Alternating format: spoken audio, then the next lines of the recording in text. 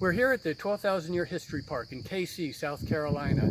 Union and Confederate forces battle over a small bridge spanning the Congaree Creek. This is the last major defense put up by the Confederates prior to the capture of Columbia. While the battle takes place on February 15, 1865, the story really begins on December 21, 1864. On this date, Sherman completes his swath of destruction across Georgia in capturing the city of Savannah. With Sherman now being in Savannah, Georgia, his next mission is to get up to Raleigh, North Carolina. From there, he'll be in a position to support U.S. Grant in Grant's effort to battle Robert E. Lee outside of Petersburg, Virginia. Opposing Sherman during Sherman's Carolinas campaign will be Confederate General G.T. Beauregard. Obviously, Beauregard doesn't know where Sherman's going to go, but he and virtually everybody in South Carolina suspect that he's going to be going to Charleston. In Charleston is where the war started. It's the largest port still in Confederate hands. But there's also concern that Sherman may go to Augusta. And Augusta is a huge gunpowder mill. Certainly Sherman's going to want to go there to destroy that. And then finally is Branchville, an important railroad hub. It connects Columbia with Augusta and Charleston. Probably Sherman's going to want to go there as well. So Beauregard commands, in theory, about 34,000 troops. 3/4 of those troops will be assigned to those three cities to defend them. Not mentioned in those cities is Columbia, the state capital. In Beauregard's eyes, there isn't enough military value in Columbia to entice Sherman to come there, at least not first. So no troops will be assigned to Columbia.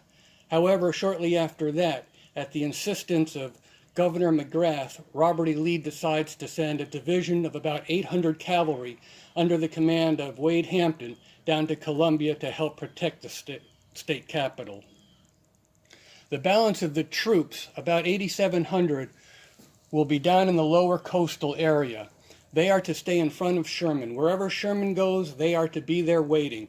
They are to make Sherman's life as miserable as possible, to slow him down as much as possible.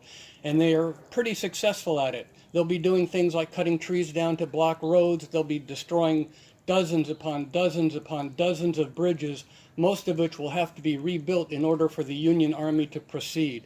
They'll also be ambushing Sherman at every favorable position, and at every major crossing there'll be earthworks supported by artillery, just like here at Congaree Creek. Now it's Sherman's turn. When he looks at South Carolina, he sees but one city, Columbia. When he looks at Columbia, he looks at it from a different perspective than Beauregard. When he looks at Columbia, he sees Robert E. Lee. Lee at this point has no supplies available to him from the east or from the north. He's just had his supply line cut from the west. Sherman has already taken Atlanta and the better part of Georgia out of the equation, and that leaves only the Carolinas as a source of supply for Lee's army.